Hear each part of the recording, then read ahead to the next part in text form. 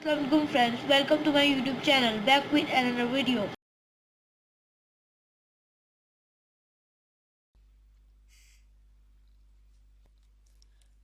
आज हम डिस्कस करेंगे एटम्स एंड मॉलिक्यूल्स के बारे में। और अगर हम बात करें पहले एटम्स की, तो हम देखते हैं कि जो मैटर का सबसे स्मॉलेस्ट सबसे छोटा पार्टिकल है उसे कहा जाता है एटम। और अगर हम बात करें मैटर की, तो हम कहते हैं कोई भी चीज़ जो कि वजन रखती है और जगह घेरती है उसे कहा जाता है मैटर। अब इसको समझने के लिए हम अपने सामने एक डायग्राम ले आते हैं और हम एक एग्जांपल से समझने की कोशिश करेंगे। हम देख रहे हैं कि हमारे सामने क्या मौजूद है, कोल यानी कि कोयला। अब अगर हम कोयले को बहुत बारीक बारीक पीस दें और बहुत छोटा छोटा, जैसे कि यहाँ पर हम अपने सामने डायग्राम में देख रहे हैं कि हमने क्या किया है, इसको बहुत छोटे छोटे हिस्सों में तकसीम कर दिया है। तो क्या इसमें से जो एक पार्टिकल है उसे हम कहेंगे कि वो एटम है? नहीं, क्योंकि जो हमें नजर आ रहा है वो भी इसका स्मॉलेस्ट पार्टिकल नहीं है। क्योंकि जो इसका स्मॉलेस्ट पार्टिकल होता है वो इतना छोटा होता है कि उसे हम आम आंख से नहीं देख पाते। यानी हम कह सकते हैं कि मैटर का वो स्मॉलेस्ट पार्टिकल जो कि और मज़ीद हम कह सकते हैं कि उससे ज़्यादा स्मॉल नहीं हो सकता, उसे कहा जाता है एटम। और अगर हम एटम वर्ड की बात करें तो हम देखते हैं कि ये किससे, इसका मतलब क्या है। तो जो एटम वर्ड है इसका मतलब होता है इनडिविजिबल। इनडिविजिबल कहा जाता है कि जो चीज़ फर्दर तकसीम ना हो सकती हो। पहले वक्तों में, या फिर हम कह सकते हैं कि जो पहले साइंटिस्ट साइंसदान थे वो ये कहते थे कि जो एटम है वो और ज़्यादा मज़ीद तकसीम नहीं हो सकता। लेकिन अब अगर हम बात करें तो हम देखते हैं कि साइंटिस्ट जो हैं, जो साइंसदान हैं, उन्होंने ये डिस्कवर किया है कि एटम के अंदर और भी छोटे छोटे से स्ट्रक्चर्स, या फिर हम कह सकते हैं कि और भी फंडामेंटल पार्टिकल्स मौजूद होते हैं, जिसकी वजह से ये कहा जा सकता है कि जो एटम है वो डिविजिबल है। यानी कि हम क्या कह रहे हैं कि एटम जो है वो किस चीज़ से मिलकर बना हुआ है, या फिर उसके अंदर क्या मौजूद होते हैं। उसके अंदर मौजूद होते हैं फंडामेंटल पार्टिकल्स।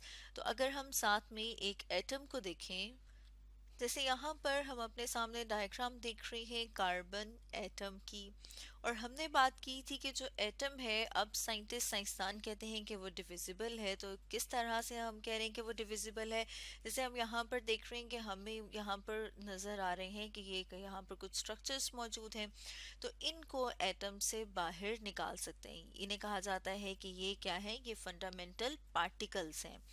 और फंडामेंटल पार्टिकल्स जो हैं वो कौन कौन से, अगर हम उनको साथ में देख लें तो वो भी हम देख लेते हैं। जैसे कि यहाँ पर हम अपने सामने देख रहे हैं कि ये जो ग्रीन कलर की बॉल्स हमें नज़र आ रही हैं, जिनके ऊपर हम देख रहे हैं नेगेटिव चार्ज है, इन्हें कहा जाता है इलेक्ट्रॉन। और हम देख रहे हैं ये ब्लू कलर की बॉल जिसके ऊपर पॉजिटिव चार्ज है, इसे कहा जाता है प्रोटॉन। और यहाँ पर हमें नज़र आ रही हैं ऑरेंज से कलर की, ये जो हम देख रहे हैं ये बॉल्स जो हैं, इन्हें कहा जाता है न्यूट्रॉन। और हम देख रहे हैं प्रोटॉन और न्यूट्रॉन एटम के दरमियान में करके मौजूद हैं, जिसे कि न्यूक्लियस कहा जाता है। और इसके बाहर हमें नज़र आ रहा है कि इलेक्ट्रॉन क्या कर रहे हैं, वो घूम रहे हैं इसके बाहर। और ये तीनों क्या है, फंडामेंटल पार्टिकल्स। और फंडामेंटल पार्टिकल्स को एटम से हम अलग कर सकते हैं, इसलिए हम एटम को कहते हैं कि ये क्या है, वो डिविजिबल है। क्योंकि यहाँ पर हम बात कर रहे हैं कार्बन की, तो हम कार्बन में देखते हैं कि इसमें ख़ास नंबर मौजूद है प्रोटॉन का और न्यूट्रॉन का। तो इसमें मौजूद होते हैं 6 प्रोटॉन और 6 न्यूट्रॉन। और इसी तरह से हम देख रहे हैं कि इलेक्ट्रॉन कितने मौजूद हैं, वो भी 6 मौजूद हैं। तो हम देखते हैं कि जो एटम है, हर एटम में ख़ास नंबर मौजूद होता है इन फंडामेंटल पार्टिकल्स का। अब साथ में हम बात कर लेते हैं कि हमने कहा था कि हम देखेंगे मॉलिक्यूल्स को। अब अगर मॉलिक्यूल की बात की जाए कि मॉलिक्यूल क्या होता है, तो हम देखते हैं जब दो या दो से ज़्यादा एटम जब मिलते हैं तो फिर वो बनाते हैं एक मॉलिक्यूल। मॉलिक्यूल में हम साथ में एग्जांपल ले लेते हैं वाटर की, पानी की, यानी कि जो वाटर है उसके अगर हम एक मॉलिक्यूल की बात करें तो उसके अंदर मौजूद होते हैं 3 एटम।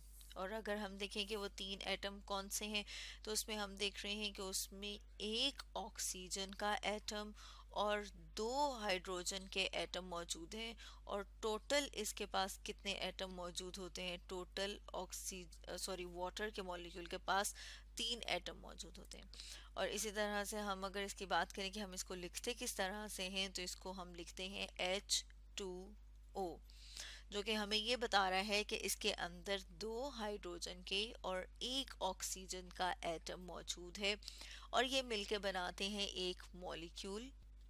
यहाँ पर जो हम देख रहे हैं वाटर मॉलिक्यूल के एग्जांपल, तो हम देख रहे हैं इसमें मुख्तलिफ तरह के एटम मौजूद है, जैसे कि हाइड्रोजन और ऑक्सीजन एक ही तरह के एटम। जैसे कि अगर हम बात करें कि जो हाइड्रोजन एटम है वो हाइड्रोजन एटम के साथ मिलके भी क्या बना सकता है? एक मॉलिक्यूल, यानी कि सेम एटम मिलके भी मॉलिक्यूल बना सकते हैं और मुख्तलिफ एटम मिलके भी क्या बना सकते हैं? मॉलिक्यूल। और मॉलिक्यूल जो है वो किससे मिलके बने हुए हैं? एटम से। और जैसे कि हमने बात की थी कि एटम जो है वो स्मॉलेस्ट पार्टिकल होता है मैटर का। तो स्टूडेंट्स, आज हमने डिस्कस किया एटम्स एंड मॉलिक्यूल्स के बारे में। Please like and subscribe to our YouTube channel and press the bell icon so you can get never miss any video from Jinnah Grammar School. अपना बहुत सारा ख्याल रखिएगा। अल्लाह हाफिज़ और कमेंट सेक्शन में ज़रूर बताएं कि आपको वीडियो कैसी लगी।